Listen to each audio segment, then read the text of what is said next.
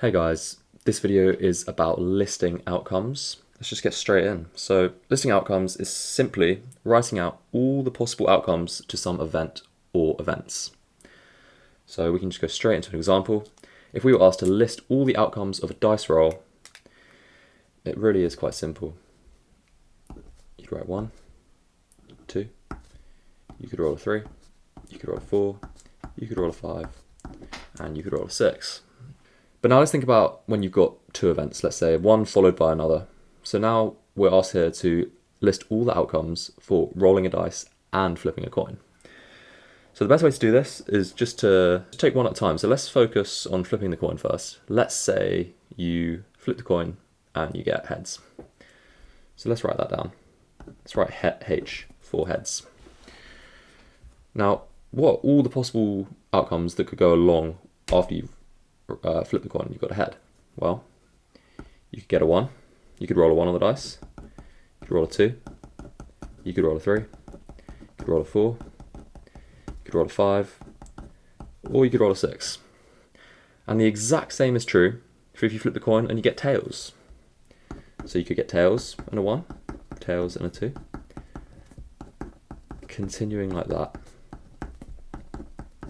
And that is simply listing all the outcomes. So we can count here. We have 1, 2, 3, 4, 5, 6, 7, 8, 9, 10, 11, 12. 12 outcomes.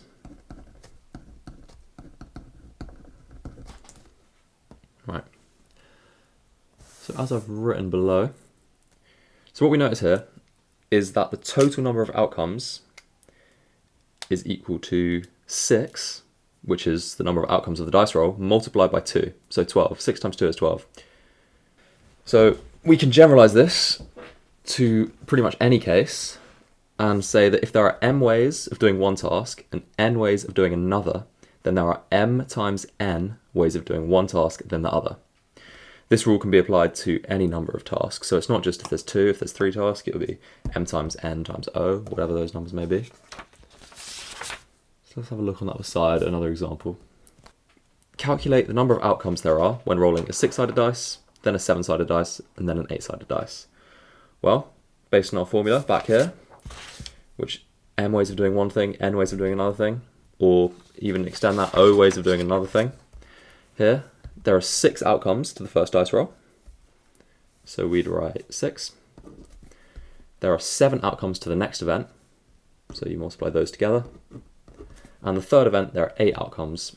So you multiply that together and you will find that that is 336. So the last example for this video, a little bit harder. How many combinations of a 4-digit code are there using the digits 0 through 9? So every digit from 0, 0, 1, 2, 3, 4, 5, 6, 7, 8, 9. The first thing to think about is the way we can look at this in the context of what we've just learned is that each digit of the code can be seen as an event or a task. So let's just break it down. If we look at the first task, i.e. the first digit, so let's just do a nice box here or something.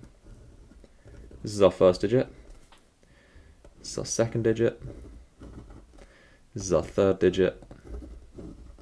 This is our fourth digit. So let's just focus on the first digit first, because that's the first thing we put in. That's our first event or task.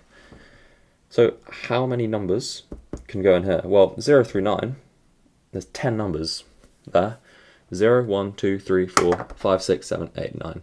So there are 10 possibilities for the first digit.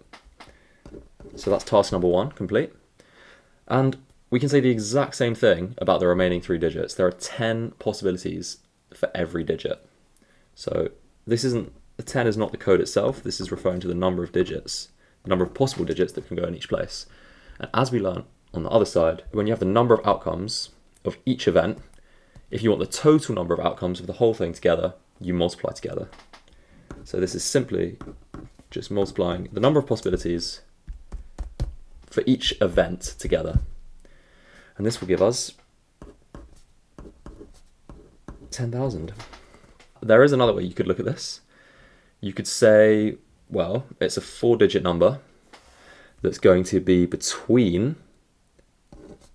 the lowest is 0, That's the lowest the combination could be, 0, 0, 0, 0.